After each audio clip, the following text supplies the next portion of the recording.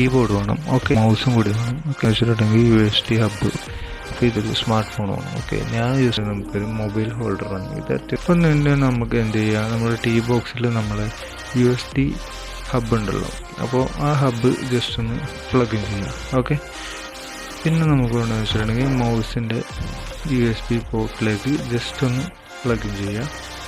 പിന്നെ നമുക്ക് ചെയ്യാമെന്ന് വെച്ചിട്ടുണ്ടെങ്കിൽ കീബോർഡിൻ്റെ USB പോർട്ട് ജസ്റ്റ് ഒന്ന് പ്ലഗ് ഇൻ ചെയ്യാം. ഓക്കെ, അപ്പോൾ പ്ലഗ് ഇൻ ചെയ്യുമ്പോഴത്തേക്ക് തന്നെ നമുക്ക് ആ ലൈറ്റ് കാര്യങ്ങളൊക്കെ എത്തിയിട്ടുണ്ട്. അപ്പോൾ കീബോർഡ് മൗസ് കാര്യങ്ങളൊക്കെ വർക്കിംഗ് ആണ്. അപ്പോൾ ഇത് ജസ്റ്റ് ഒന്ന് ഒതുക്കി വെക്കാം. പിന്നെ നമുക്ക് വേണ്ടതെന്ന് വെച്ചാൽ ഓഡിയോ ക്യാപ്ചർ കാർഡ്. അപ്പോൾ ഞാൻ യൂസ് ചെയ്യുന്നത് ബോട്ടിൻ്റെ ഹെഡ്സെറ്റാണ്. അപ്പോൾ ഹെഡ്സെറ്റ് ഞാൻ ഇപ്പോൾ മുകളിൽ കാണിക്കാം.